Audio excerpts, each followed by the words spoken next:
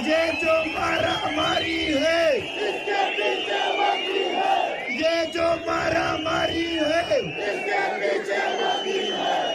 दोस्तों, पीओके जो पाक ऑक्युपाइड कश्मीर है वहाँ पर इन दिनों भारी बवाल चल रहा है, विरोध प्रदर्शन हो रहे हैं वहाँ पर। और जो स्थिति है उसको लेकर भारत के जो बॉर्डर एरिया है उसको भी सतर्क रहने की ज़रूरत है। लेकिन इस बीच में पाकिस्तान के प्रधानमंत्री ने एनजीओ और पत्रकार को ही दुश्मन बता दिया। इसके साथ साथ जो पीओके में हिंसक प्रदर्शन चल रहा है तो पाकिस्तानी फौज के दमन और संसाधनों की लूट से जनता त्रस्त है। तो आज़ाद कश्मीर की जो बात करते हैं जो लोग, उनको एक तरह से खासकर पाकिस्तानियों को समझना चाहिए कि पीओके का हालात क्या है।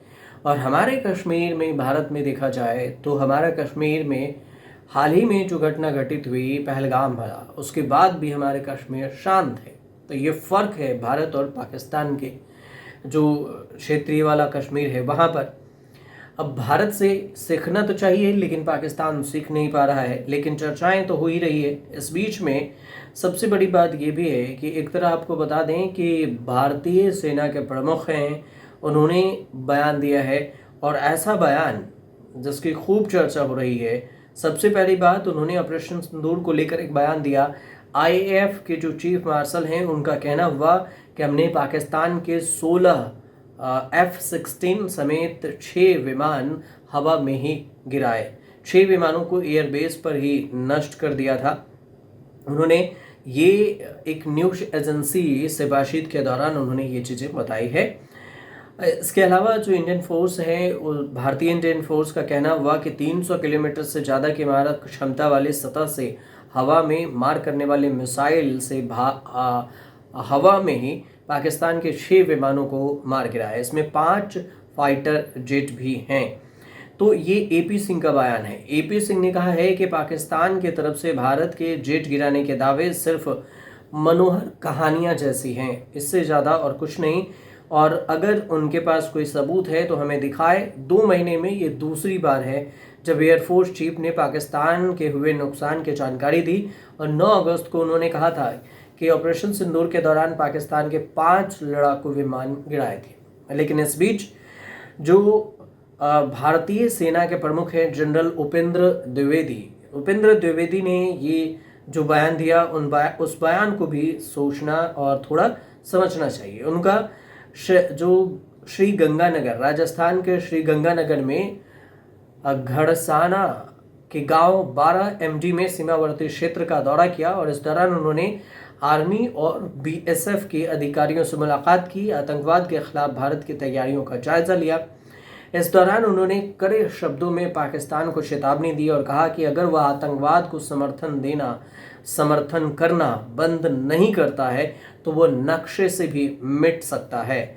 उन्होंने ये कहा कि इस बार भारतीय सेना पहले जैसा संयम नहीं दिखाएगी और अगर पाकिस्तान आतंकवाद फैलाना बंद नहीं करता है तो ऑपरेशन सिंदूर का दूसरा चरण जल्द ही शुरू हो सकता है।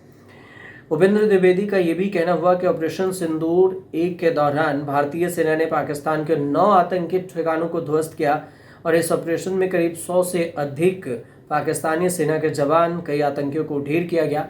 इस ऑपरेशन के सबूत पूरी दुनिया को दिखाए गए। लेकिन ये कहा कि इस बार अगर कुछ किया तो फिर पाकिस्तान को नक्शे से मिटा दिया जाएगा।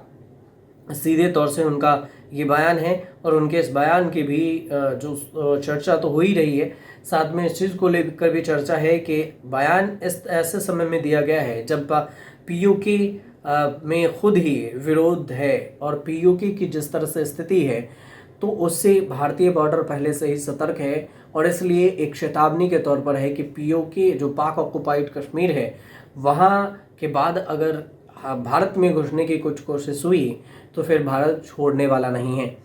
इस बीच में पाकिस्तान सरकार ने देश के प्रमुख जो अखबार हैं पाकिस्तान के, विज्ञापन हैं, उसको देकर पत्रकारों और फ्रीलांसरों, एनजीओ कर्मचारियों, सिविल सोसाइटी को देश का दुश्मन बता दिया और ये कहा कि ये दुश्मन देश का प्रोपेगेंडा चला रहे हैं। प्रेस की स्वतंत्रता और मानव अधिकारों की वकालत करने वाले समूहों ने सरकार के इस कदम के तीखे आलोचना भी की है। यहाँ पाकिस्तान की ये बात हो रही है। पाकिस्तान के डॉन अखबार के मुताबिक सरकार की तरफ से 1 और 2 अक्टूबर को देश के प्रमुख अखबारों में आधे पेज का विज्ञापन प्रकाशित किया गया था, जिसमें ये चेतावनी दी गई कि युद्ध का मैदान बंदूकों से हटकर सूचनाओं की तरफ ट्रांसफर हो रहा है। इस बात को लेकर उन्होंने ये बयान दिया है। अब सबसे पहले पीओके की हकीकत को भी जान लेते हैं कि वहाँ पर विरोध की आवाज़ क्यों उठ रही है, बार बार विरोध क्यों हो रहे हैं। तो सबसे जो लोग हैं पाकिस्तान ऑक्युपाइड कश्मीर के, वो लोग सड़क पर उतर गए हैं, विरोध हो रहा है, पुलिस के साथ भिड़ रहे हैं, कईयों की मौत भी हुई है, इंटरनेट सेवाएं बंद है वहाँ पर ताकि खबर भी बाहर ना निकल सके, बाजार को ठप कर दिया गया है। लोगों की मांग क्या है? तो लोगों की मांग ये है कि सस्ती बिजली हो, स्वास्थ्य सुविधाएं हो और नौकरियां भ्रष्टाचार से मुक्ति मिले। लेकिन ये पाकिस्तान में होने का चांस बहुत कमी है। एक तरफ बलूचिस्तान में भी विरोध प्रदर्शन चल रहा है और एक तरफ पाक ऑक्युपाइड कश्मीर में भी विरोध प्रदर्शन हो रहा है।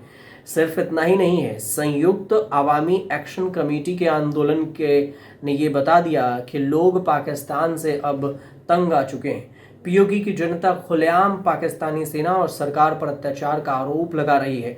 कुछ नेताओं ने तो सेना की तुलना चुड़ैल तक से कर दी है।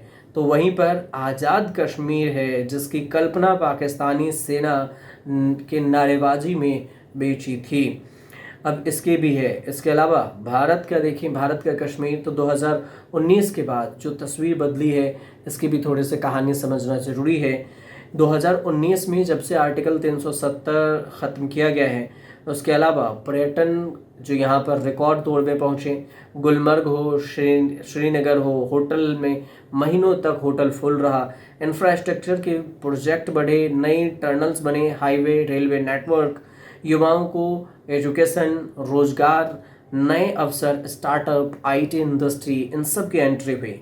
तो फ़र्क भी साफ दिखता है कि पीओके, पाक ऑक्युपाइड कश्मीर और भारत की कश्मीर में कितना ज़्यादा फ़र्क है। तो ये पाकिस्तान के निवासी और पाकिस्तान में जो विरोध कर रहे हैं उनको भी समझना चाहिए। पाकिस्तान सरकार को तो समझना ही चाहिए, जो कि नहीं समझ पा रही है। अब ऐसे में ये है कि पुलिस से पीओके के जो नागरिक हैं वो भिड़ रही हैं और सीधा सरकार से बगावत के मूड में है। तो पाकिस्तान के 2 हिस्सों में तो विरोध प्रदर्शन भयंकर हो रहा है, और वो है बलूचिस्तान और दूसरा है पाक ऑक्युपाइड कश्मीर, जहाँ से जो रुक रुक की खबरें आ रही है उसमें इंटरनेट सेवाएं बंद है। इसके बावजूद इंटरनेट सेवाएं अगर शुरू की जाए तो फिर पाकिस्तान के पीओके कश्मीर में, जो पाकिस्तान ऑक्युपाइड कश्मीर है, वहाँ पर क्या क्या हुआ है, कौन सी घटनाएं घटित हुई है, सब एक एक करके धीरे धीरे सामने आ जाएगा। फिलहाल आपको अगर जानकारी सही लगे तो हमारे चैनल से जुड़िए, सब्सक्राइब कीजिए, शेयर कीजिए, कमेंट जरूर कीजिएगा।